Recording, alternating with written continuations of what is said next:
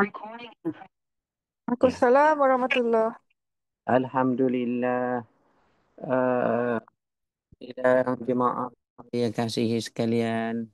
Pertamanya syukur kehadirat Allah. Terima kasih rakan-rakan daripada Saqafah, Majlis Ilmu. Itu juga Kak Cik Nyonya ada, Kak Faridatun, Kak Fatimah, Kak Latifah ada. Rakan-rakan yang mungkin gunakan nama-nama yang tak dapat saya sebut di sini. Galaxy Tab A7, Kak Nuraini, Kak Rokiah saya, Kak Zarina saya dan hadirin hadirat yang dikasihi sekalian. Pertamanya memohon maaf saya terlambat beberapa minit kerana tak dapat nak connect kepada Zoom kita pagi ini. Apapun saya doakan istiqamah kita belajar sirah Nabi kita sallallahu alaihi wasallam. Jadi kita nak sambung pengajian sirah kita. Sebelum kita sambung, marilah kita hadiahkan dulu umul kitab kepada kedua ibu bapa kita dan juga kepada moyang saya Tuan Syarifah, Tuan Tengah, Ayanda Haji Mahmudin Kamaluddin. Mudah-mudahan selamat berkat mereka dan selamat juga kita. Al-Fatihah. A'udzu billahi minasyaitonir rajim. Bismillahirrahmanirrahim.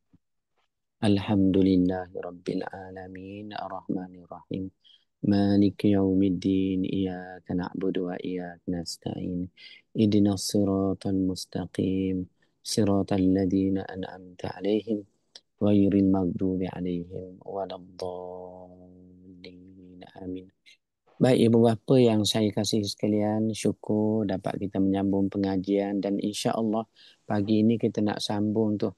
Kalau ikut catatan yang dikongsi dengan saya daripada Akademi Thaqafah, kita habis dekat peristiwa hijrah Nabi sallallahu alaihi wasallam ya.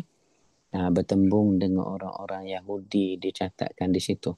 Baik, apa pun bila sebut hijrah Nabi kita tahu umur Nabi berapa tu 53 tahun. Jangan lupa tu Kak Fatimah saya, Kak Latifah 53 tahun umur Nabi hijrah. Nabi hijrah 53 tahun. Maknanya tempoh kenabian Nabi 23 tahun. Tu kita dah maklum. 23 tahun sudah kita maklum. So, kalau 23 tahun tempoh kenabian Rasulullah sallallahu alaihi wasallam, maknanya 13 tahun di Mekah. That's why umur 40 kenabian campur 13 tahun tempoh kenabian di Mekah, dia jadi 53 kan. 53 Nabi keluar dari Mekah. Kerana peristiwa hijrah itulah. Menuju ke kota suci Madinah. Kota suci Madinah. Dan bila hijrah Nabi ni, kita tahu ia berlaku dalam bulan Rabiul Awal, bulan kelahiran Nabi.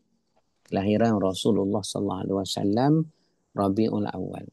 Jadi 1 Rabiul Awal hari Isnin malam.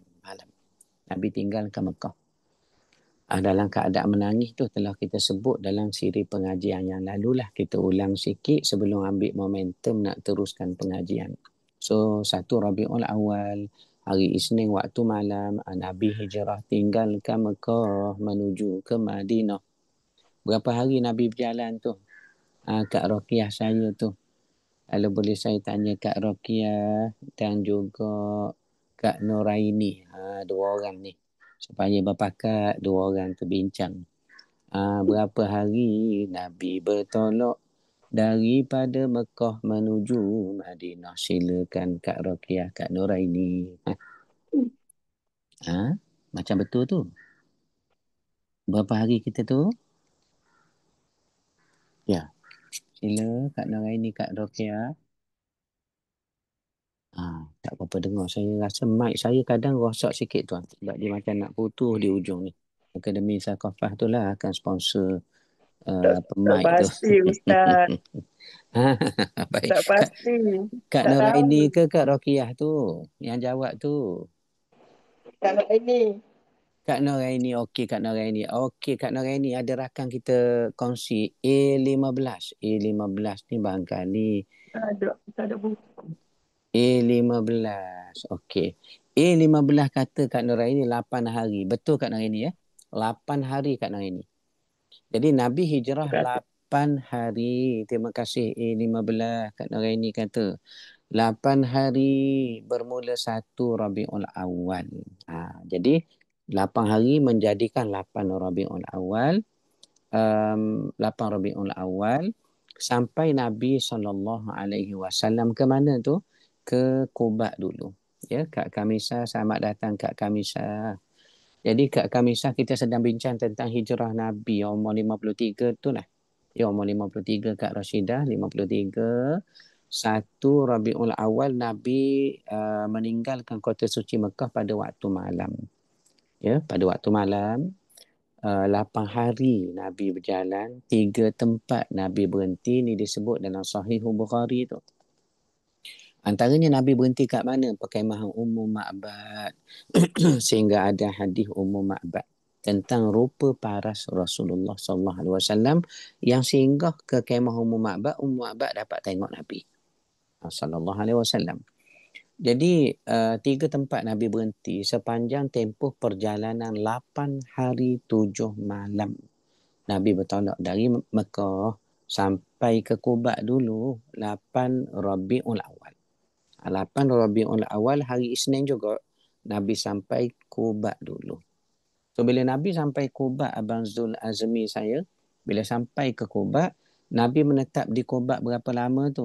4 hari jemaah sekalian, sidang pendengar. Jangan lupa 1 Rabiul Awal hari Isnin Nabi bertolak dari Mekah malam. 8 hari 8 malam 500 kilometer ya. 8 hari 7 malam lah kita kata. 500 kilometer. Nabi berhenti 3 kali, 3 tempat. Antaranya Ummu Ma'bad. Di perkemahan Ummu Ma'bad. Sehingga ada hadis yang diriwayatkan oleh Ummu Ma'bad tentang rupa para Nabi tu. So 8 Rabiul Awal juga hari Isnin Nabi sampai Quba. Sampai Quba dulu. Nabi menetap di Quba berapa hari? 4 hari. Ini dari segi kronologi. 4 hari. So 8 campur 4, 12. 12 Rabiul Awal. Isnin campur lagi 4 hari. Jadilah Selasa, Rabu, Khamis, Jumaat.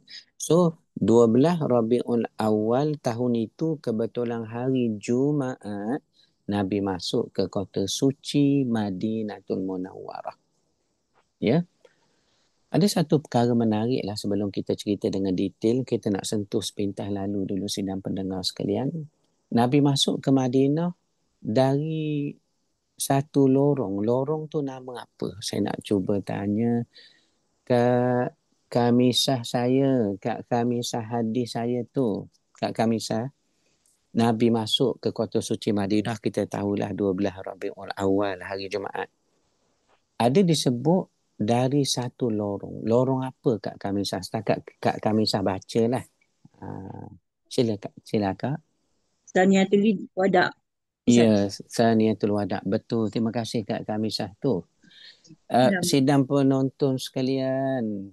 Ya. Nabi kita masuk ke kota suci Madinatul Munawwarah daripada lorong jalan nama Saniatul Wada.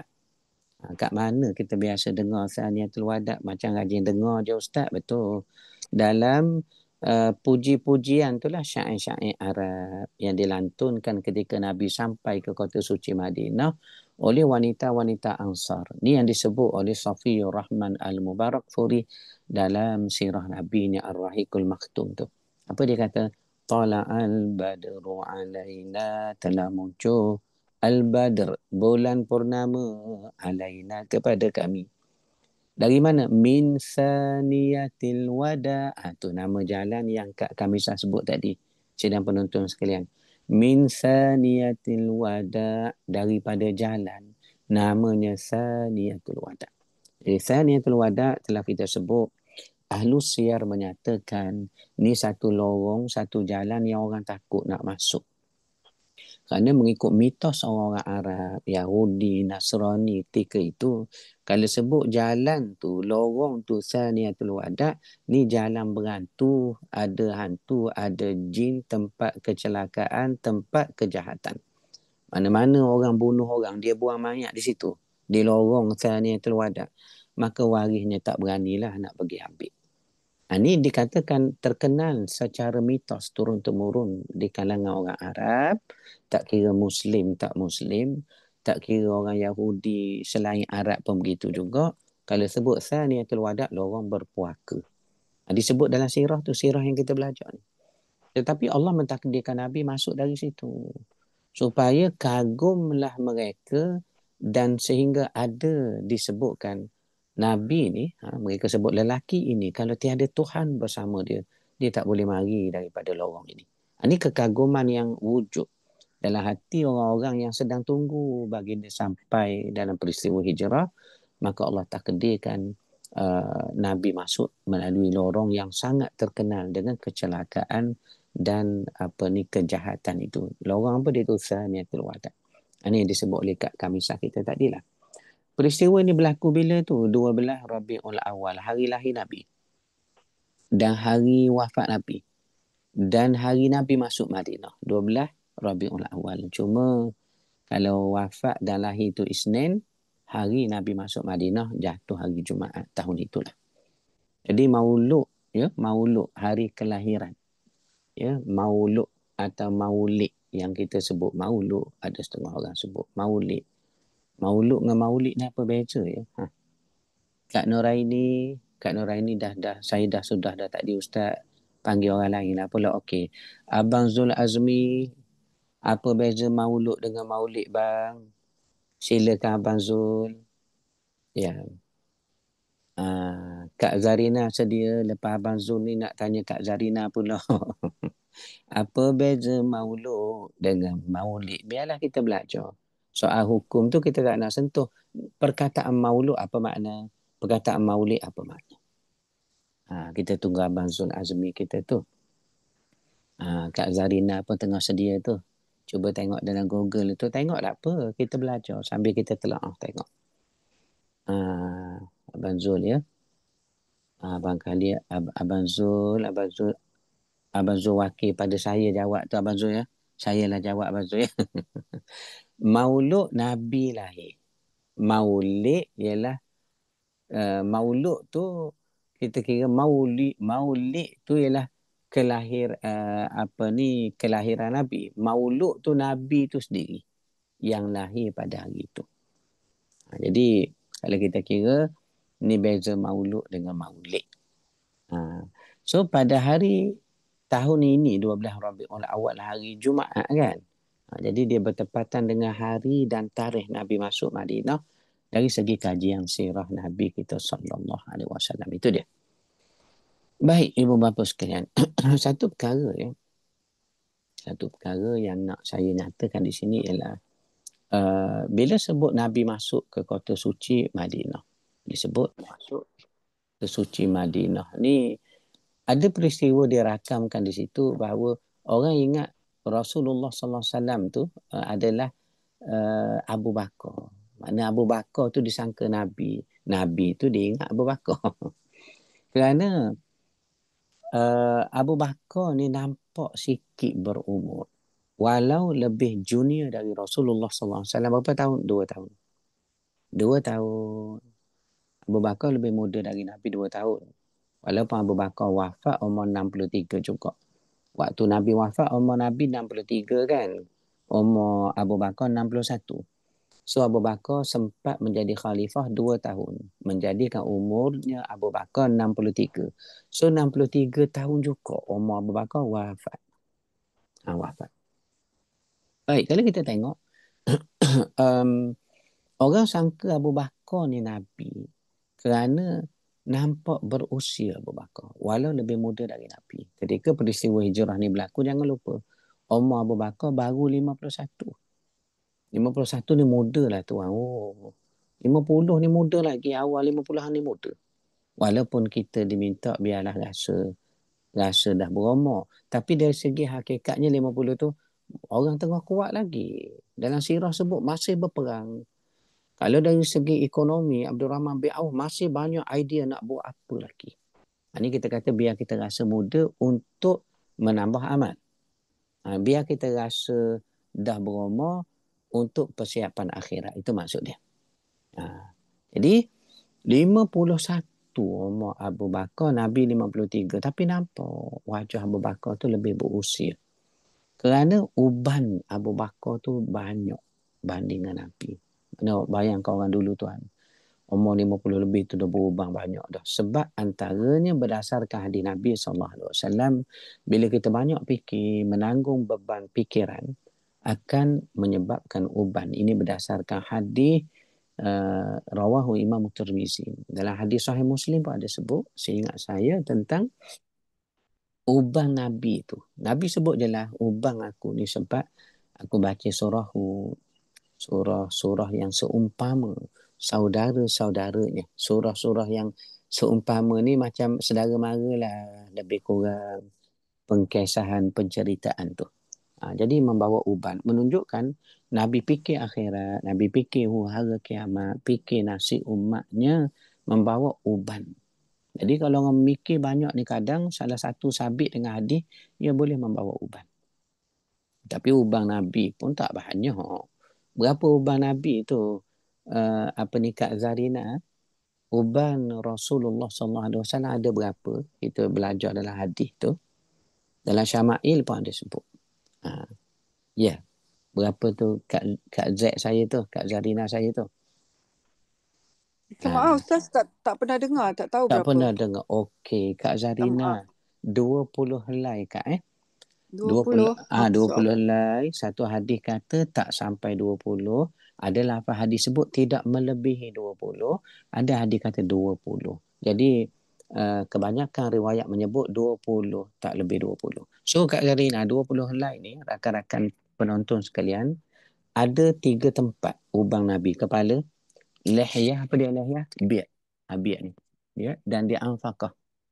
Anfaqah ni apa nak panggil tu Abang Zul? Kumis. Kumis di bawah ni. Ada sikit uban. Di lehyah dia ada dan di kepala ada. 3 tempat. Ni berdasarkan hadis Nabi tau. 3 tempat berdasarkan hadis Nabi. So, berdasarkan hadis Rasulullah SAW ni, 3 tempatnya, yakni kepala, di lehyah dan juga di anfaqah, tak lebih 20. Let's say kita kata 20 bagi 3. 7 lah. 7, 7, 6. Kerana 7 kali 3, 21. 7 helai uban atas kepala. 7 helai uban di lehyah di biad. 7 helai di anfaqah. Allah, macam tak ada lah. Kita 7 helai rambut hitam atas kepala. Nabi 7 helai uban atas kepala. Seakan tak ada. Sikitnya uban Rasulullah SAW. Tetapi itu pun Nabi sebut, uban aku ni sebab membaca surah Hud. Maka kita pun baca apa disebut dalam surah Hud ni. Kerana Nabi sebut jelas, very straightforward, Hud. Rupanya tentang hari kiamat. Begitu juga surah-surah seumpama dengannya, menceritakan tentang hari mahsyar, kiamat, ya, yaumut taghabun dan lainnya, menunjukkan berfikir ataupun kita banyak analyze, dia boleh membawa uban. Jadi Abu Bakar ni tu antara orang banyak uban. Sebab itu dalam peristiwa hijrah dikatakan mereka nak terekam tu nak sambut lah, bahasa orang Terengganu kita, terekam, sambut benar Abu Bakar, kerana disangkanya Nabi. Tapi bila Abu Bakar cabut serban, Abu Bakar tudung wajah Nabi, tudung. Kerana panas terik tudung, maka tahulah manusia mana satu Rasulullah SAW. Maknanya bayangkan Nabi ni, Abu Bakar khidmat kepada Nabi sehingga tudung wajah Rasulullah SAW. Ni yang kita katakan, ibu bapa sekalian, sedang penonton, bagaimana khidmatnya, ya, khidmatnya Abu Bakar kepada baginda Nabi kita SAW. Peristiwa ini berlaku hari Jumaat 12 Rabiul Awal, bertolaknya rombongan baginda daripada Quba. Quba dengan Madinah tak jauh. Ya. Quba dengan Madinah tidak jauh. Jadi di situlah subhanallah berlaku peristiwa umat Islam, golongan Ansar khususnya dan Muhajirin menyambut baginda Nabi SAW hari Jumaat 12 Rabiul Awal selepas sembahyang Jumaat. Ada riwayat kata selepas sembahyang Zuhur. Di sini menunjukkan orang musafir cukup syarat boleh ia sembahyang zuhur. Tetapi ada riwayat lain kata Nabi sembahyang Jumaat. Jadi timbul soalan, Nabi sembahyang Jumaat berapa puluh orang, tak cukup 40 tu. Kalau duduk di Quba tu, satu riwayat kata cukup kerana kabilah Bani Buraidah. Kabilah Bani Buraidah ni 80 orang keluar dari kampung mereka nak pergi cari Nabi untuk dapat hadiah 100 ekor unta, tak jadi. Ya, nak buru Nabi, nampak baginda mereka masuk Islam. Tu dalam sirah kita sebut ni, sirah yang kita belajar ni. Jadi mereka lah yang bersolat Jumaat dengan Nabi. Satu riwayat kata. Satu riwayat kata selepas sembahyang Jumaat, Nabi sembahyang Jumaat dengan orang tak cukup 40, betul. Sehingga menjadi pandangan dalam mazhab Maliki. Maliki paling kurang untuk sembahyang Jumaat 2 orang tahu. Sidang penonton sekalian 2 orang. PKP baru ni kita duduk di rumah. Tak boleh pergi masjid contohnya. Rasa nak sembahyang Jumaat, dah banyak Jumaat, dah tak pergi masjid. Maka di sisi mazhab Maliki boleh sembahyang dengan qada 2 orang saja. Jadi ini kita kata keluasan fiqh tu membawa kepada rahmatnya kita untuk buat ibadat. Patutlah Nabi kata yassiru wala tu'assiru. Pemudahkanlah. Ya, jangan menyusah-nyusah, jangan. Ini dia. Baik. Jadi di sinilah bermula bagaimana hubungan ya kita di Madinah, kehidupan di Madinah sangat berlainan dengan kehidupan kita di Mekah dulu. Kalau di Mekah dulu muamalah kita dengan orang kafir dia, musyrikin Makkah. Kalau di Madinah ni kita nak kena berhubung dengan orang muhajirin, orang Islam tapi kita kira orang datang lah, orang baru duduk ke Madinah. Kerana waktu hijrah ni berlaku, jangan lupa waktu Nabi sampai, umat Islam duduk Madinah baru nak memasuki fasa tahun kedua. Kerana mereka dah setahun mendahului penempatan mereka di Madinah berbanding Rasulullah SAW. Berani dengan Nabi, Nabi suruh orang lain pergi dulu. Aku masih duduk di Mekah. Walaupun waktu tu ancaman makin berat. Jadi pertama orang yang nak duduk di Madinah golongan muhajirin yang masih belum teguh dari segi ekonomi, penempatan, kekeluargaan, perasaan. Kedua, kita nak kena bergaul dengan orang setempat, yakni orang Ansar. Itu yang Nabi persaudarakan, muhajirin Ansar. Ketiga, orang-orang kafir di Madinah seperti orang Nasrani. Nasrani ni pula jangan lupa dia sekutu kuat dengan Yahudi Madinah. Jadi keempat, golongan Yahudi tu kita nak kena bertemu muamalah mereka tu hampir setiap masa di Madinah. Dan kelima, golongan paling bahaya siapa tu? Munafikin. Jadi munafikin tak banyak di Madinah. Berapa ramai kita baca hadis? 80 orang lebih kurang. Jadi 80 orang ni kita nak kena hadap hari-hari. Perangai mereka, kemunafikan mereka, bahaya mereka seperti api dalam sekam, gunting dalam selimut. Jadi ni yang menyebabkan cabaran di Madinah sebenarnya berbeza ya. Dengan waktu kita hidup di Makkahul Mukarramah berbeza ibu bapa sekalian. Baik. Kalau kita tengok Yahudi lah contoh dulu. Ni yang disebut oleh Akademi Sakafah kita. Kita dah pernah bincang tentang Yahudi. Yahudi di Madinah ni sebenarnya kalau kita tengok ada beberapa kabilah pula. Yahudi ni Bani Israel. Bani Israel itu ada 12 suku. Rubin, Syamun, Lawi, Yahuda. Yahuda tu nenek moyang Yahudi hari ni lah. Rubin, Syamun, Lawi, Yahuda, Isakhar, Zabulan, Gad, Ashir, dan Naftali, Yusuf dan Bunyamin. 12 suku bangsa Bani Israel. So, Yahudi tu saja dia ada kabilah pula. Jadi kita tengok Yahudi Bani Quraizah dia. Yahudi Bani Qainuqa dia. Yahudi ni ada pula kabilah dia. Yang kita tawan 5 kubu Yahudi dalam peperangan Khaybar. Yahudi Bani Khaybar di Khaybar tu ada juga. Tu kita kata hebatnya cara pengurusan umat Islam di Madinah selepas hijrah, kerana cabaran duduk di Madinah lebih besar, terutama masyarakat yang hendak kita temui dan muamalah hampir setiap masa sewaktu duduk di kota suci Madinah selepas hijrah. So Yahudi ni pula satu golongan yang kita kira memonopoli ekonomi di Madinah. Di Madinah. Antaranya saliran-saliran air. Ni keperluan asas ni semua sekali mereka kontrol. Air. Lepas tu ekonomi di pasar Madinah mereka juga. Seperti ekonomi automobil lah. Kenderaan, unta, kuda, keldai. Mereka lah yang jaga. Jadi bagaimana kalau kita tengok berkatnya doa Rasulullah SAW kepada menantu Nabi lagi sahabat baginda siapa Saidina Uthman bin Affan, sehingga Uthman memonopoli ekonomi itu. Dia mengatasi orang Yahudi yang telah menjadi taikun perniagaan lama di Madinah tu. Dan kisah tu akan kita sebut bila sampai masanya bagaimana Uthman membeli sebuah telaga saliran kepunyaan Yusuf al-Yahudi. Yusuf Yahudi.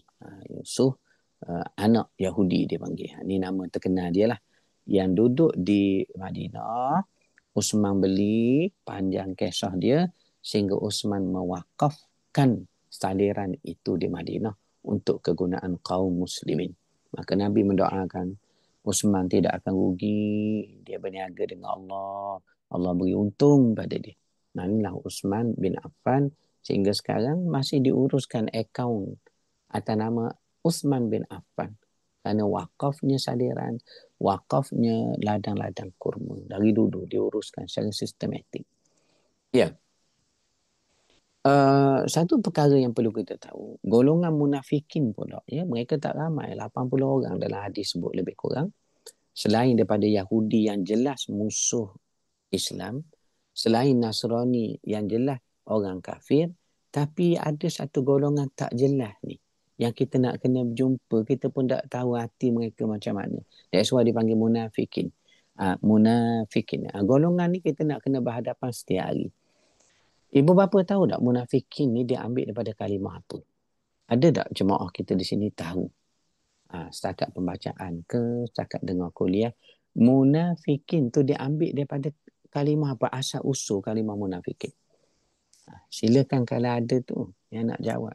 Kak Fatimah, Kak Zaliah ada, Kak Latifah ada tu. Abang Zul Azmi tu nak cuba sekali lagi ke Kak Faridatul? Kak Cik Nyonya, Kak Cik Nyonya, Kak Cik, nak tanya Kak Cik lah sekali. Kak Cik, kalau Kak Cik tahu dah ya. Munafikin ni dia berasal dari kalimah apa Kak Cik? Soalan ni soalan berat juga ni, tapi saja nak tanya Kak Cik. Nak dengar suara Kak Cik tu. Kak Cik. Nifak. Ya, macam betul dekat tu sekali lagi Kak Cik. Nifak. Nafaqah. Nafakah. Nafaqah. Nifak tu setelah kita dah terima kalimah munafikin, nifak menjadi sifat dalam hati kan. Tapi Kak Cik dan sidang penonton sekalian, nafaqah. Kak Cik sebut nifak tu tukar je nafaqah. Nafaq Kak Cik. Nafaq ni Kak Cik, asalnya ialah sarang binatang tengah padang pasir. Seingat pembacaan saya dulu, memang jelas disebut dalam kuliah bahasa Arab, guru-guru kita sebut, awak tahu, Rashidi. Munafikin ni asal daripada kalimah apa? Tak tahu Syekh apa dia. Ni saya terjemah Terengganu tu lah, bercakap Arab. Dia kata asal daripada perkataan nafaqah. Saya kata apa maksud nafaq ni? Dia kata nafaq ni sarang binatang tengah padang pasir. Bayangkan daripada sarang binatang nama nafaq tu jadi munafik. Saya kata apa kaitan dia? Dia kata sarang binatang tengah padang pasir ni tahu tak? Dia ada 2 pintu tau. Pintu ni dia guna mengikut keadaan. Waktu selamat dia guna pintu ni. Waktu tak selamat dia guna pintu tu. Jadi orang munafikin kan sifat dia begitu. Kalau waktu begini dia jadi begini. Waktu begitu dia jadi begitu. Jadi daripada kalimah nafaqah inilah dia jadi terbit kalimah munafikin. Bayangkan. So golongan munafikin di Madinah Kak Cik tak ramai. 80 orang saja Kak Faridatul. 80 orang. Tapi 80 orang ni cukup bahaya. Mereka menggambarkan sebagai Muslim, tapi mereka buka pintu kerjasama dengan Yahudi dan juga menjadi mata-mata bagi Yahudi. Mereka bekerjasama juga dengan Nasrani yang merupakan murid kepada orang-orang Yahudi, orang Nasrani. Jadi 80 orang ni, Nabi dia tahu siapa mereka. Sebab Allah menurunkan dengan jelas senarai mereka kepada Nabi. Sahabat tak ada seorang pun tahu. Hatta Abu Bakar. Melainkan. Itu pun Nabi cerita setelah diserang hendap Nabi dan juga siapa ni? Subhanallah. Penyimpan Huzaifah Al-Yamani. Penyimpan rahsia Nabi. Sirrul Amin, penyimpan amanah Nabi. Itu pun Nabi asal tak cerita. Tapi bila Huzaifah dan Nabi balik dalam satu peperangan, diserang hendap oleh beberapa orang lelaki yang pakai topeng tutup muka.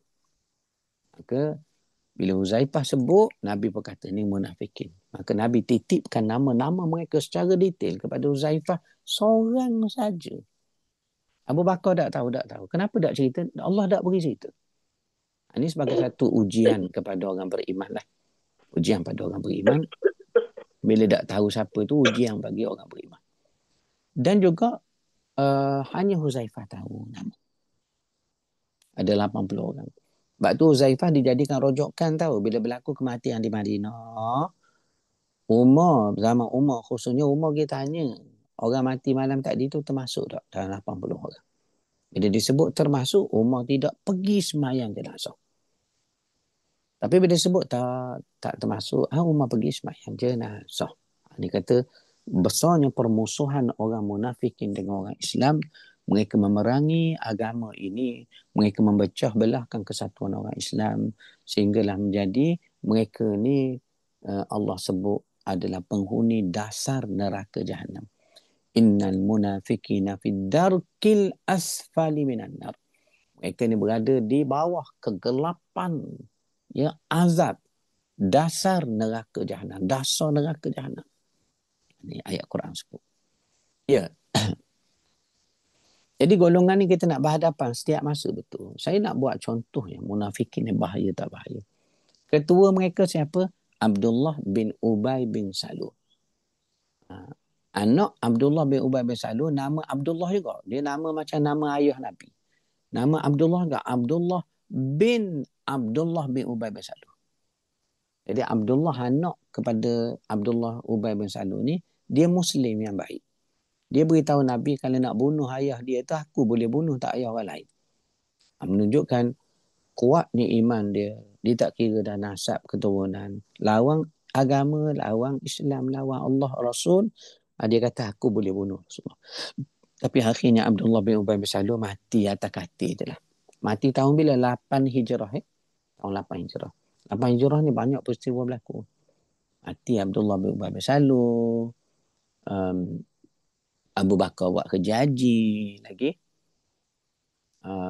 Raja Najasyi yang Raja Habsyah lindung kita orang Islam 2 kali tu dalam peristiwa hijrah ke Habsyah tu mati juga. Nabi berdiri solat jenazah gaib sambil menangis.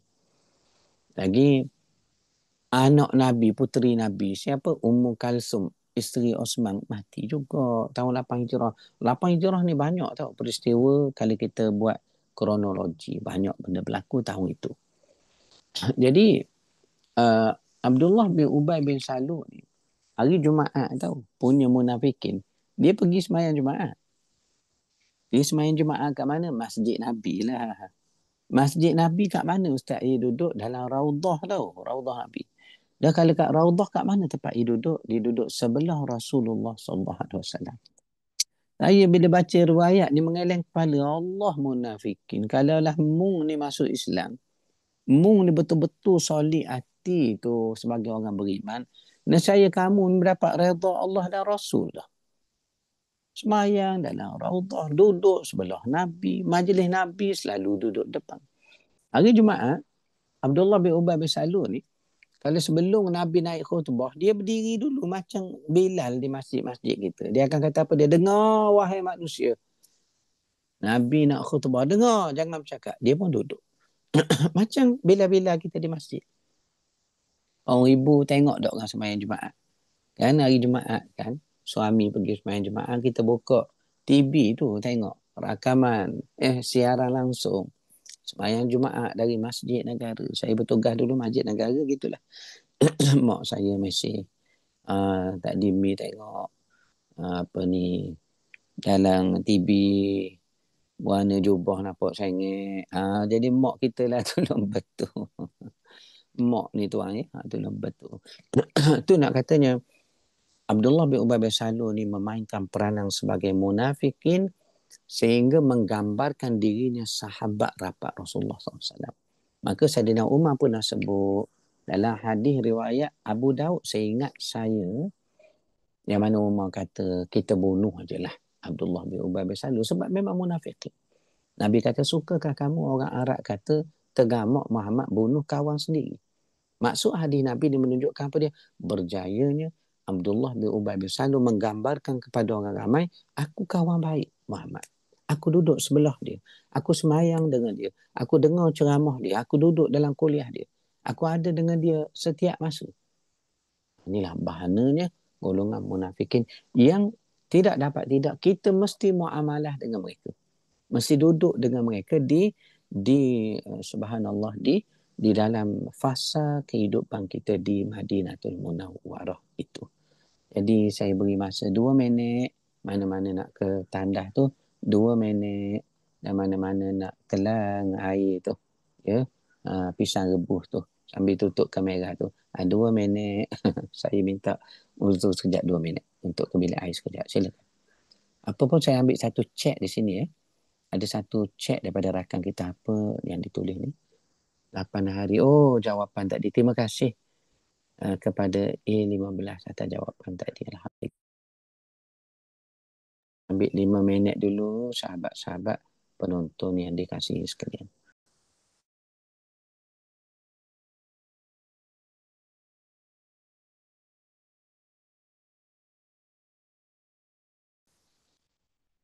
Ya, baik. Terima kasih pada sidang penonton yang masih lagi bersama dengan kita dalam perbahasan sirah Nabi. Kita dah pun menyentuh tentang bagaimana hijrah berlaku umur Nabi 53 tahun. 8 hari 7 malam Nabi hijrah tinggalkan Mekah sampai Madinah, sampai Quba dulu sebenarnya. So 8 Rabiul Awal Nabi dah sampai Quba.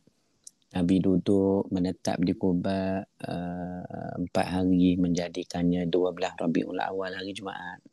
Dan jangan lupa masjid Nabi bina tu di Quba dengan tangan baginda yang mulia Nabi bina. Disebut dalam surah Taubah tu, itulah masjid Quba waktu hijrah tu jugalah. Kemudian barulah Nabi masuk Madinah. Kita dah cerita bagaimana Nabi masuk dari lorong Thaniyatul Wada, lorong berpuaka, lorong berantu, lorong kejahatan. Sehingga kagum orang-orang yang duduk di Madinah melihat Nabi masuk dari lorong itu seperti kehendak Allah. Kemudian fasa kita mula duduk di Madinah, kita nak muamalah dengan warga setempat, kaum Ansar, Muhajirin pula yang masih lagi dalam keadaan mencari-cari kita kira kekuatan untuk duduk di tempat baru. Tetapi kerana kuatnya iman, mereka hijrah juga seperti mana Allah dan Rasul hendak. Allah mudahkan hidup mereka dan Allah redha, itu yang paling besar. Dan jangan lupa di Madinah kita nak hidup pula dengan Yahudi yang menguasai ekonomi Madinah dan sekutu kuat bagi orang-orang kafir, termasuk kafir Mekah. Dan orang Nasrani pun duduk di situ. Anak murid lah kita kira bagi orang Yahudi Nasrani. Serta 80 orang golongan munafikin yang kita tak tahu sebagai ujian orang beriman hidup dalam komuniti di Madinah. Ni cabaran-cabaran, kelainan ataupun kita kira suasana baru yang dihadapi oleh orang Islam, golongan Muhajirin sewaktu memulakan penghidupan mereka di kota suci Madinatul Munawwarah. Baik. Bila kita sebut tentang hijrah ni dari segi kronologi tahu, saya tak cerita detail lah. Kita dah setuju hari tu belajar sirah ni untuk kali pertama ni kita nak sentuh kerangka dulu. Kalau detail sangat takut kita tak sempat nak mendapat gambaran awal dulu dari segi kronologi. So kita tu akan cerita tentang apa berlaku di Madinah setelah 2 tahun kita duduk Madinah, ya. Setelah Nabi duduk 2 tahun Madinah, menjadikan umur Nabi 55 kerana Nabi mula hijrah umur 53, 2 tahun duduk Madinah jadi 55. 55 tahun umur Nabi, Berlaku 3 perkara besar lah yang boleh saya simpulkan sebagai kronologi je ya. Ketika umur Nabi 55 tu. Pertama, turunnya kefarduan puasa sebulan bulan Ramadan. Maknanya puasa ni dia berlaku selepas hijrah Ustaz tu. Maknanya waktu kita Mekah dulu hijrah, sebelum hijrah tu puasa belum ada. Puasa dah ada. Tapi puasa jenis 30 hari Ramadan. Ramadan. Belum ada. Kak Cik Nyonya, Kak Fatimah, Kak Faridatul, Kak Rohaida, Kak Kamisa, Kak Latifah, Kak Noraini, Abang Fauzi, Kak Rokia, Kak Zalia, Kak Zarina, Abang Zul Azmi. Ingat tu. Sewaktu sebelum hijrah berlaku, puasa 30 hari Ramadan belum ada, belum. Tapi ibadat puasa sudah ada. Beza dia apa dia? Ibadat puasa ni sudah ada sejak zaman Nabi Nuh. Ni kalau kita baca tafsir tau. Seperti Imam Qurtubi sebut dalam tafsirnya. Bila Allah kata, Ya ayyuhalladzina amanu kutiba alaikumusiyam. Wahai orang-orang beriman, diwajibkan pada kamu puasa. Puasa macam mana? Kama kutiba alal ladina min qablikum. Seperti orang sebelum kamu tu puasa juga. Meaning, puasa sudah ada. Sebelum kamu orang dah puasa. Cuma apa beza dia? Beza dia antaranya ya, berdasarkan hadis Nabi SAW dalam riwayat Sahih Muslim, Nabi kata tasaharu, bersahurlah. Kerana apa? Kerana sahur ni. Tu beza dia. Membezakan puasa kamu dengan ahlul kitab. Jadi orang dulu, termasuk ahlul kitab, Yahudi, Nasrani, pengikut mereka puasa. Kerana puasa ni tafsir kata sejak zaman Nabi Nuh lagi. Orang dulu dia lah, sejak zaman Nabi Nuh. Cuma, ada beza. Beza tadilah. Pelaksanaan dan juga jumlah hari. Nabi Daud selang sehari kan. Pelaksanaan Ramadan 30 hari berturut-turut. Yang lain tu sunat. Jadi menunjukkan puasa 30 hari bulan Ramadan hanya berlaku selepas hijrah. Meaning umur Nabi 55. So kalau umur Nabi 55, berapa kali je Nabi sempat puasa tuan-tuan? 8 kali. 55 puasa, 56, 57, 58, 59, 60, 61, 62. Pasal 63 Nabi wafat Rabiul Awal belum sampai Ramadan. So 8 kali. 8 kali. 8 kali sempat 8 tahun. Ya. Sempat Nabi pusing 8 kali puasa Ramadan. Dan inilah ketika umur Nabi 55. Diturunkan kefarduan puasa jenis 30 hari. Bukan puasa tu, puasa dah ada lama dah. Puasa yang jenis 30 hari Ramadan. Ayatnya mana yang saya baca tadi? Mari kita tengok fiqh sikit ya. Fiqh sikit. Berdasarkan sirah Nabi. Bila umur Nabi 55 duduk Madinah, dah 2 tahun Madinah, turun ayat ni. Ya ayyuhalladzina amanu kutiba alaikumusiyam. Sampai habis ayat. Wahai orang-orang beriman, diwajibkan pada kamu puasa sampai habis ayat. Ayat ni tahu tak? Dia turun dalam bulan Sya'ban. Dengar betul-betul. Sya'ban. That's why kitab-kitab fiqh seperti fiqh manhaji kita yang ditulis oleh guru kita Mustafa Al-Bawa dan lainnya. Apa dia sebut? Dia kata puasa sebulan bulan Ramadan disyariatkan pada bulan Sya'ban. Kan pening sikit nak faham tu. Puasa bulan Ramadan disyariatkan pada bulan Sya'ban pula dah. Sebenarnya mudah nak faham. Kita kena faham perkataan disyariatkan tu. Disyariatkan ni nak terjemah mudah. Turun perintahnya. Ataupun diwajibkan pelaksanaannya. Gitu. Ya, awak tahu tak? Puasa bulan Ramadan ni, turun perintah dia, kewajipan tu diisytiharkan pada bulan Sya'ban lagi. Baru boleh faham tu bila saya tukar ayat gitu. Sejak bulan Sya'ban turun dah perintah, awak kena puasa. Itu maksud dia. So, perintah suruh puasa turun. Okey. Dia turun bulan apa? Bulan Sya'ban hari tu. Okey. Kalau begitu turun, kita puasalah. Cuma bila nak puasa? Baru turun ayat memberitahu bulan yang nak puasa tu Ramadan. Apa ayat dia? Syahrul Ramadan alladzi unzila fihi al-Quran. Bulan puasa itu bulan turunnya Quran. Hudan linnasi wa bayyinatin minal huda wal furqan. Saya tak payah terjemahlah. Kita nak faham mudah ini.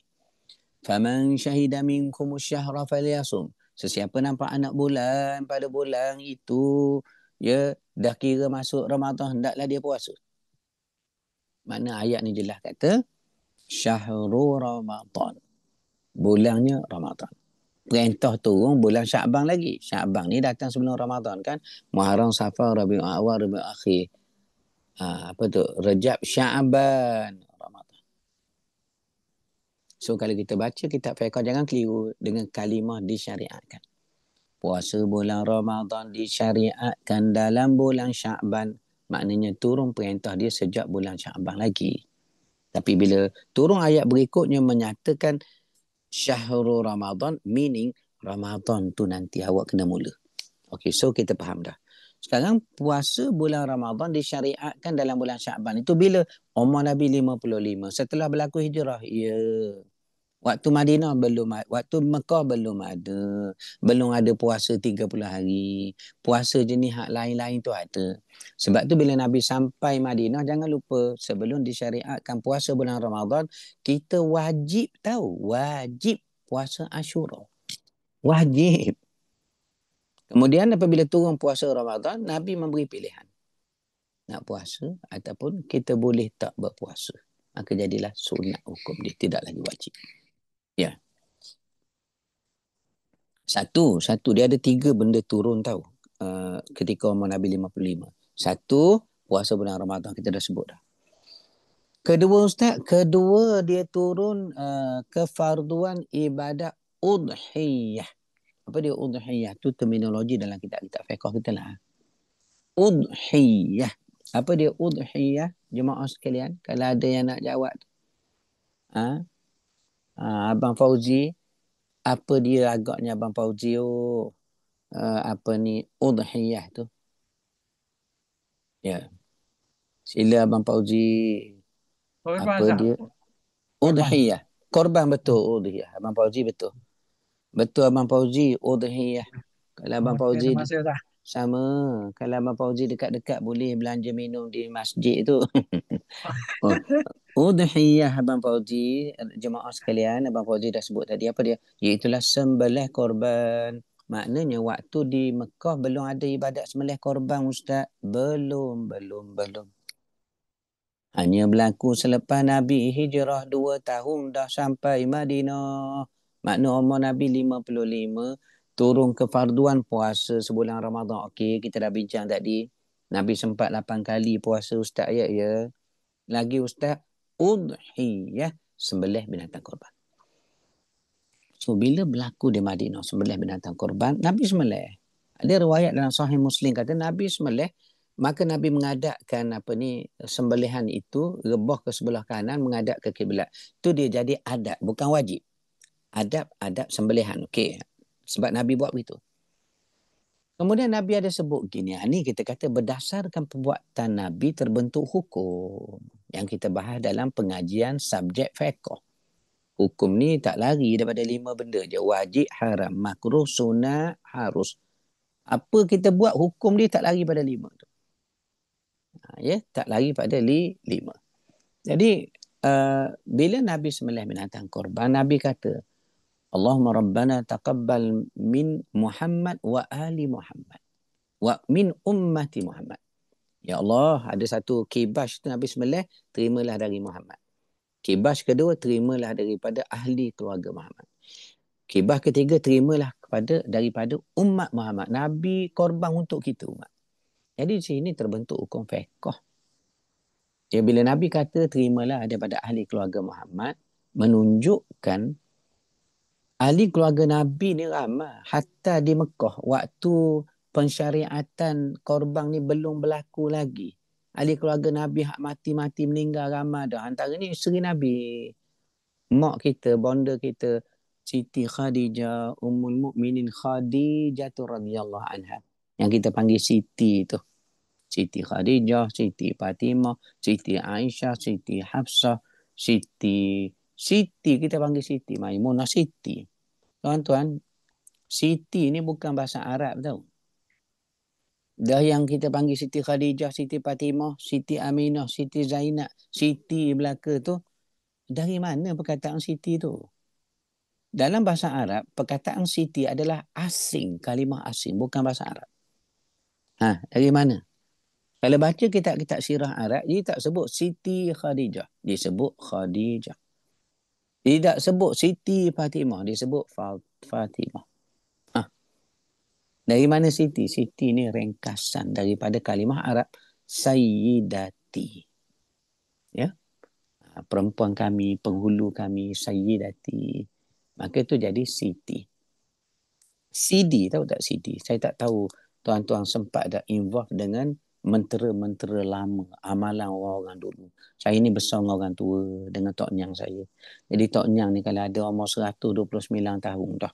Jadi benda-benda lama saya sempat, kerana dia besar oleh orang tua. Jadi cara orang tua.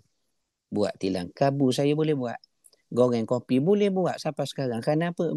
Ikhtiar hidup besar dengan orang tua. Berjual kuih, berjual tilang kabu, berjual kopi, subuk kopi. Boleh buat? Boleh. Tepung bunga kuih boleh buat. Kerana ikhtiar hidup dengan orang tua. Orang susah. Jadi orang tua dulu kalau sebut CD, S-I-D-I. Saya Rashidi dia panggil CD juga. CD, S-I-D-I ni ringkasan daripada Sayyidi tau. Kalau Siti, Sayyidati, CD, Sayyidi. Merujuk kepada isteri Nabi dan juga Rasulullah SAW.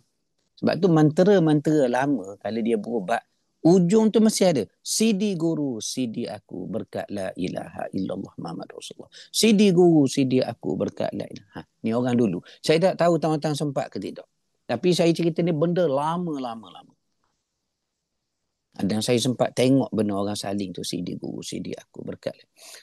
Yang saya nak kongsi sikit dia, Sidi tu adalah ringkasan daripada Sayyidi, penghulu kami, merujuk pada Nabi SAW.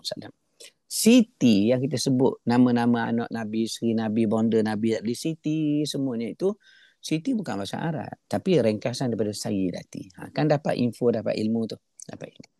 Orang tulis dalam WhatsApp, saya bawa ke orang lain pula. Panjang ilmu kita. Ya. Jadi, apa yang saya nak sebut tadi tu?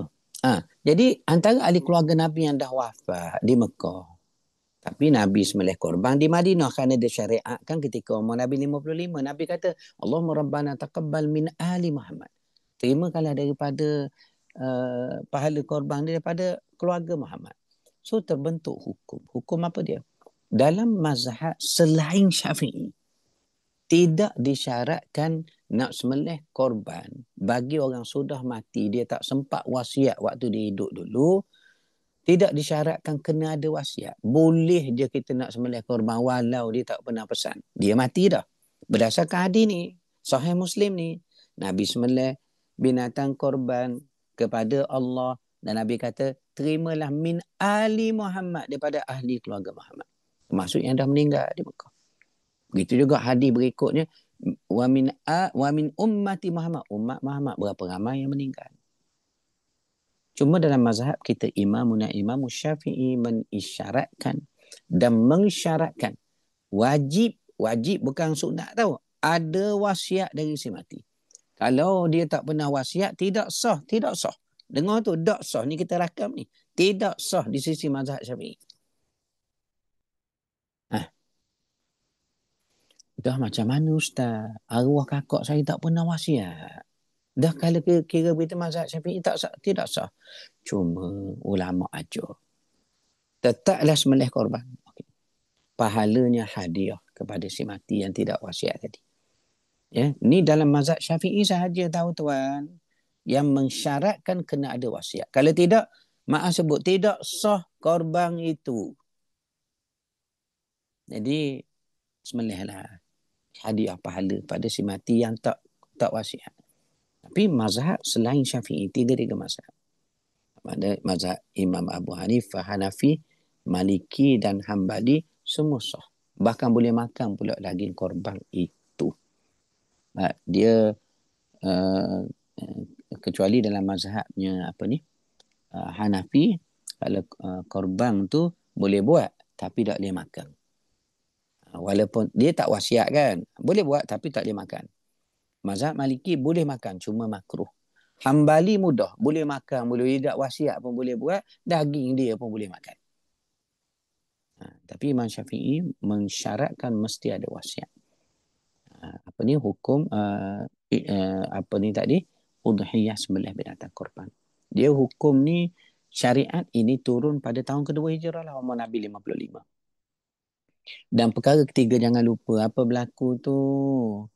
Apa turun perintah tu ketika umur Nabi 55 dah 2 tahun di Madinah ni. Selain daripada puasa bulan Ramadan 30 hari. Selain daripada syariat udhiyah sembelih binatang korban. Jangan lupa pada waktu itu juga umur Nabi 55 turun satu lagi perintah, yakni berperang Badar. Ghazwatul Badar. Jadi kita perang tu umur Nabi 55 tau, perang Badar. Jadi bila sebut Ghazwatul Badar, satu benda saya nak share di sini jemaah sekalian, biar ada info, biar bertambah ilmu, biar boleh share dengan orang lain pula. Saya suka apa yang saya tahu, walaupun tak banyak, saya tahu tak banyak. Saya suka walaupun sikit orang lain tahu juga. Itu yang jadi sirah kita ni meleret-leret panjang. Sebab benda saya tahu naknya orang tahu. Jemaah tahu. Bila sebut Ghazwatul Badar, Ghazwah ni ghin, zai, waw, tak marbutah. Ghazwah. Ghazwah ni perang. Harb, perang juga. Sariyah, operasi ketenteraan perang juga. Apa beza? Biasa gini, kalau satu-satu kitab sirah tu, bab berperang Nabi, dia guna kalimah Ghazwah, perang. Ghazwatul Badar, Ghazwatul Uhud, Ghazwatul Khaybar. Ghazwah ni, kalau dia guna ghazwah, biasanya dia nak menunjukkan dalam perang tu Nabi ada. Itu yang bijak ni, ahlu syiar, awal sekolah dalam bidang sirah, dia buat satu kaedah. Kalau sebut ghazwah, Nabi ada. Nabi ada. Kalau tak sebut ghazwah, Nabi tak ada. Cuma, apakah satu peperangan? Peperangan apa? Saya nak teka-teki ni. Siapa jawab, saya nak beri pitih. Allah beri pitih pula. Beri buku. Siapa dapat jawab, saya nak beri buku. Apakah peperangan yang Nabi tak hadir, tapi ulama guna kalimah ghazwah juga? Silakan. Apa dia? Nabi tak hadir, tapi dia guna ghazwah juga. Ya. Ghazwah apa tu? Silakan.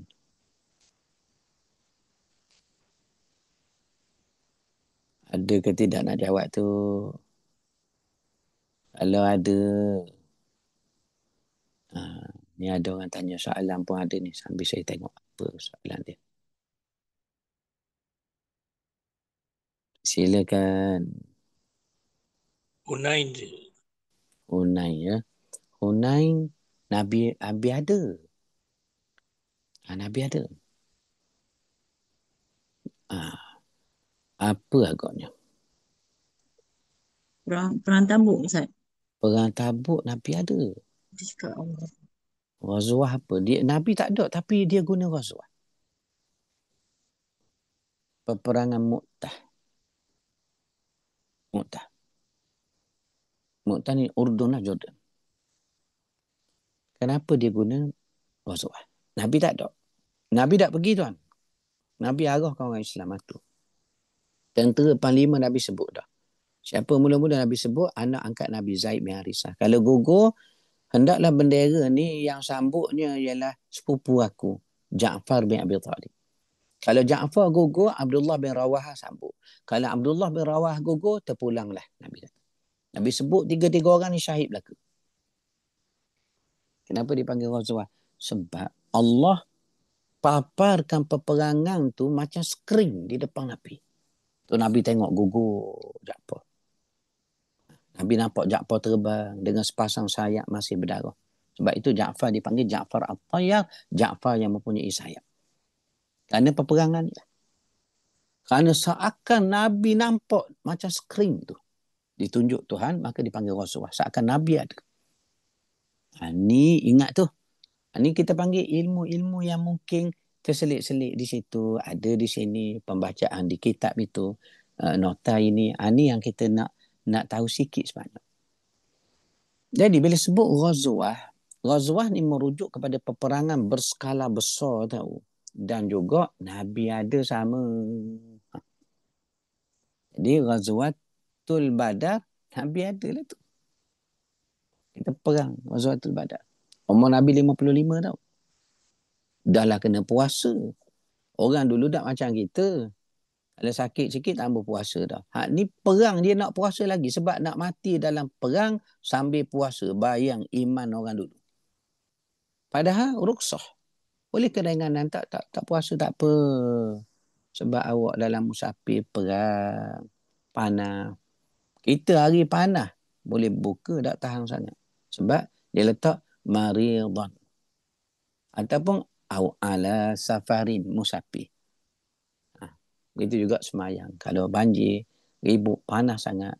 Kadang ada disebut bagaimana Nabi melaksanakan solat ketika itu. Tapi bukan sentiasa. Dia kadang-kadang Nabi buat. Ini bukan waktu saya nak bahas hadis tu. Cuma nak kata, sahabat dulu iman. Kena perang-perang. Dan ni bulan puasa. Kami nak puasa sambil perang. Biar mati dalam perang, mati dalam puasa. Dan tidak sikit sahabat itu mati dalam puasa. Ya Allah, kuat iman mereka. Ya, kuat taqwa mereka. Peperangan Ghazwatul Badar. Ghazwatul Badar ni, kalau kita tengok, ada beberapa kisah menarik lah. Yang kalau kita sebut, dia boleh memurnikan beberapa riwayat yang tidak sahih dalam sirah Nabi. Antaranya, Badar ni tuan, kita tawan ramai musuh. Jangan lupa sirah kita ni ada gambarkan ramainya orang berjuang, ada juga munafikin yang excuse. Sampai sembunyi di dalam kandang-kandang unta. Sahabat nampak ada beberapa orang lelaki duduk di kandang unta. Cerita ke Nabi, Nabi kata nama apa? Bila sebut nama, Nabi diam. Nabi tahu. Sehingga Nabi respon tak apalah, biarlah. Maknanya Nabi dah tahu nama-nama ni yang Allah beritahu, munafikin. Sembunyi di kandang unta, munafikin. Dan Badar, ada orang mukmin bila dengar semboyang lah kita kata ya, ajakan, seruan berperang di Badar, mereka pergi. Hatta ada seorang nama dia Sawad ibnu Gharizah. Sawad ibnu Gharizah ni dia punyanya nak pergi perang walaupun tak ada kelengkapan yang cukup, dia pergi juga dan Nabi izinkan. Dia ni orang miskin tahu tuan. Punya miskin, baju tak ada. Dengarlah tu Kak Fatimah. Siapa baju dia tak ada, miskinnya. Tapi dia mari ke medan perang, dia kata aku ada harta, nama dia nyawa.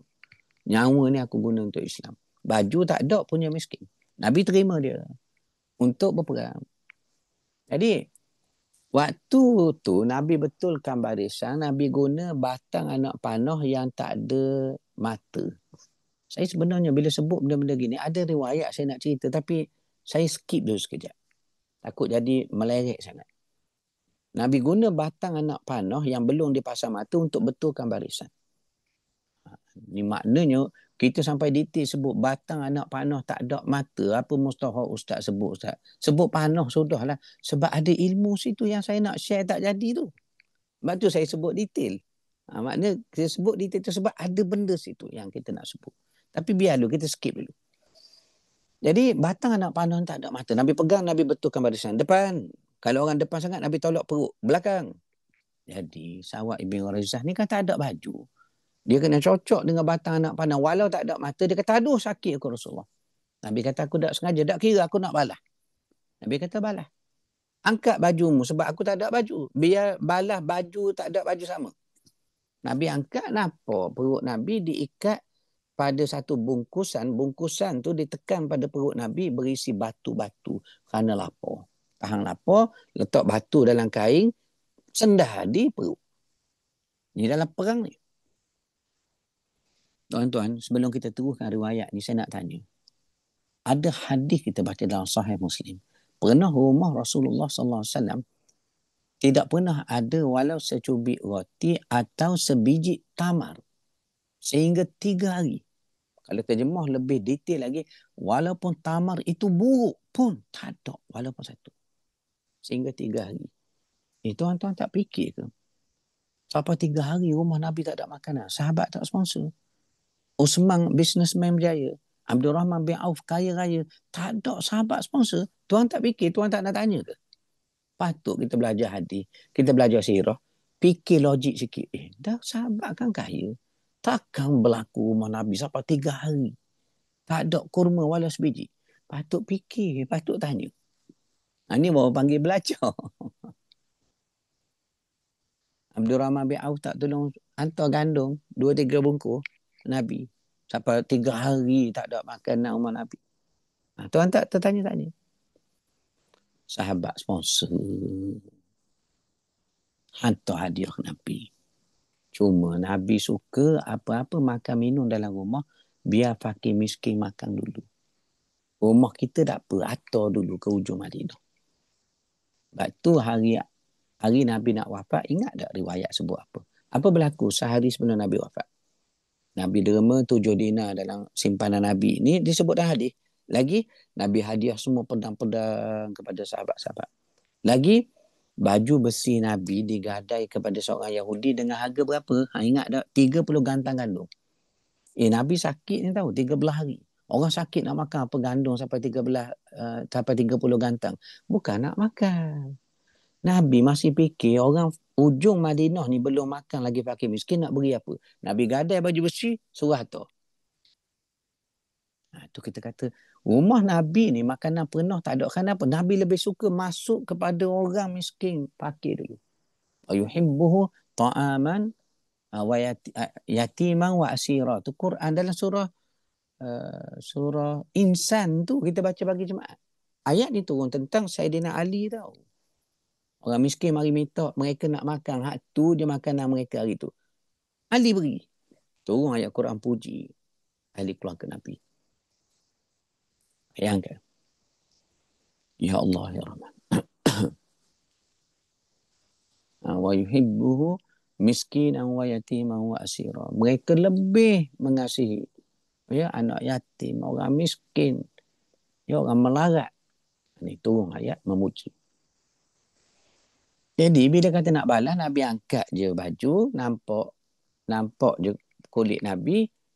Sawat Ibn Gharizah ni dia peluk, dia tempelkan kulit dia ke kulit Nabi. Dia kata, aku nak melekat kulit aku pada kulit kamu. Apa yang saya mustahak cerita ni untuk bersihkan satu riwayat palsu yang sudah berlega dalam masyarakat. Dalam sirah, dekat dengan maulud, kita selalu terima. Mesej apa dia? Ukasyah nak pukul Nabi. Ya, Nabi kata pukul lah. Abu Bakar larang. Nabi kata duduk Abu Bakar. Umar pun bangun. Nabi larang. Nabi kata duduk Umar. Usman pun bangun. Nabi larang. Ali pun bangun. Nabi larang. Tuan tak rasa ke pelik riwayat ni? Bergile-gile bangun macam ambil nombor Abu Bakar dulu. Lepas duduk, Umar pula bangun. Next, Usman pula. Next, Ali pula. Tuan tak rasa ke macam disusun-susun? Ni riwayat palsu. Tak ada peristiwa hampir Nabi nak wafat, ada orang nak kisah Nabi. Tak ada. Riwayat palsu. Dan riwayat yang betul bila? Tadi tu Sawat Ibn Gharizah. Itu riwayat paling betul dan hampir, yakni Nabi dipeluk oleh Sawat tanpa ada alas. Ini yang saya nak sebut supaya kita baca sirah kita, mengaji sirah Allah.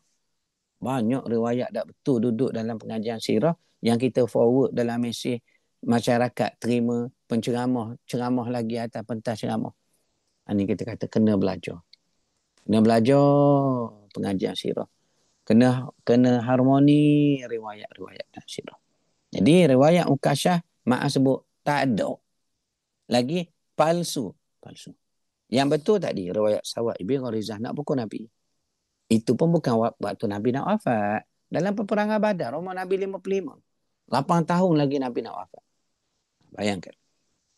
Ya, so selesai. Saya rasa lega sampaikan satu maklumat tentang riwayat palsu yang sudah berlega dalam telefon kita, dalam masyarakat kita.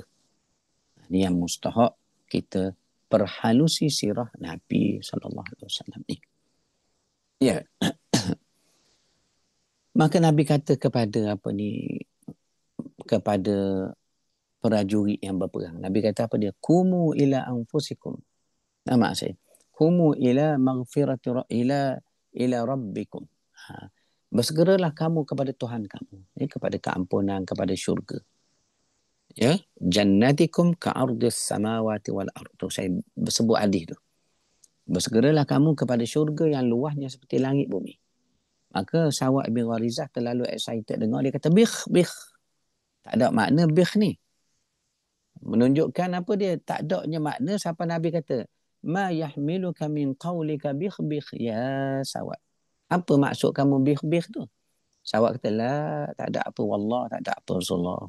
Melainkan aku excited dengar syurga. So aku nak perang ni. Aku berharap aku jadi ahli syurga. Nabi tu jawab, wa anta min ahliha. Memang awak ahli syurga. Bila dia dengar Nabi jamin, dia seluk poket nak makan kurma kali terakhir. Asal Nabi cakap ni betul, syahid dah aku ni. Seluk poket nak makan kurma kali terakhir, baru nak suap mulut dia fikir, hai,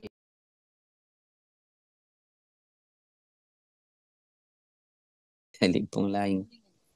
Ya, jadi dia kata, kalau aku makan, kena kunyah, kena telan. Dia kata, lambat sangat nak masuk syurga ni.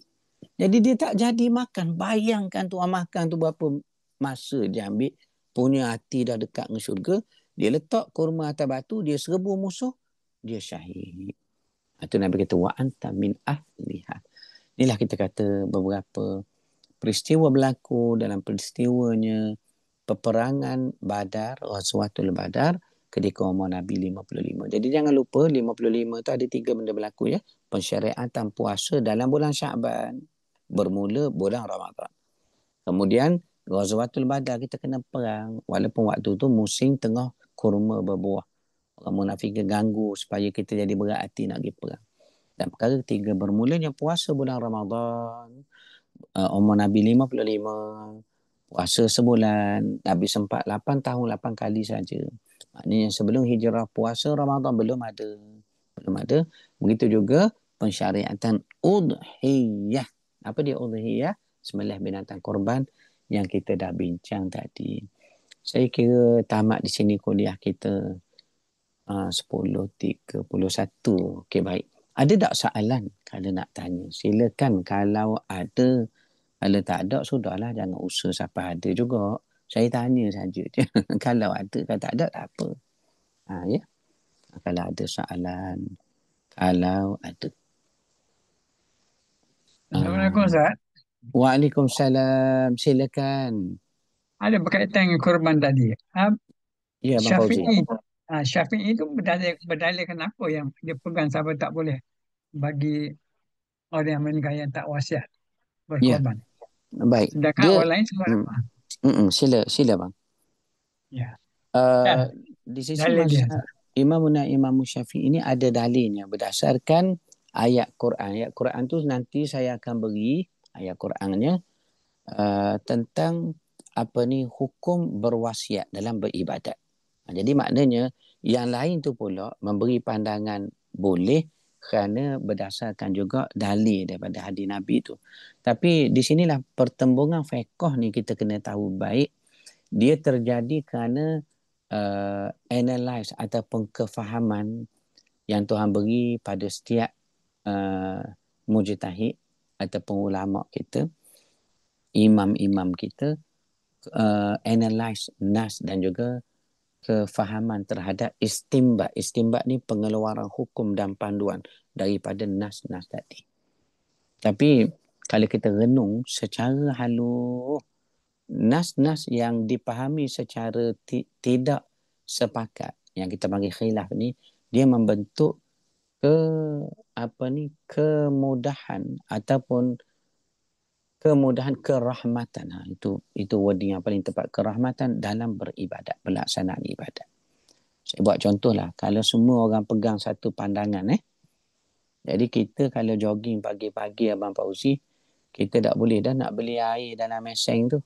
Kerana kalau ikut mazhab Syafi'i, kita kena akad jual beli.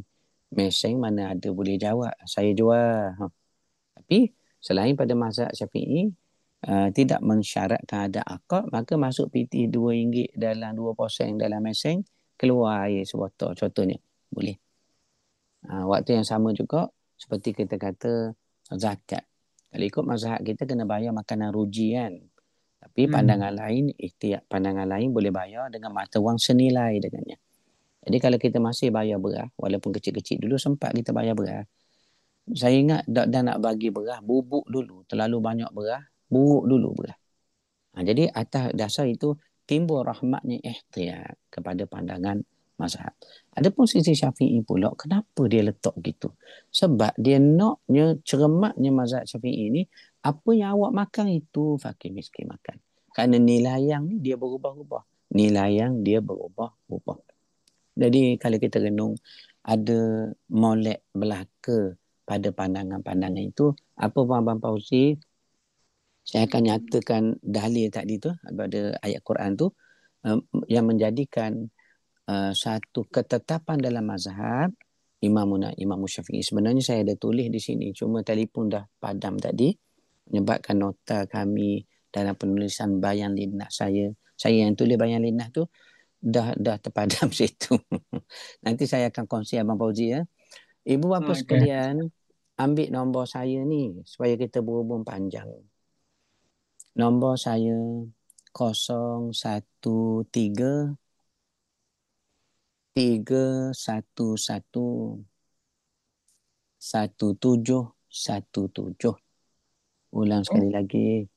013 311 1717. Boleh kita berhubung di situ lah insya-Allah ya.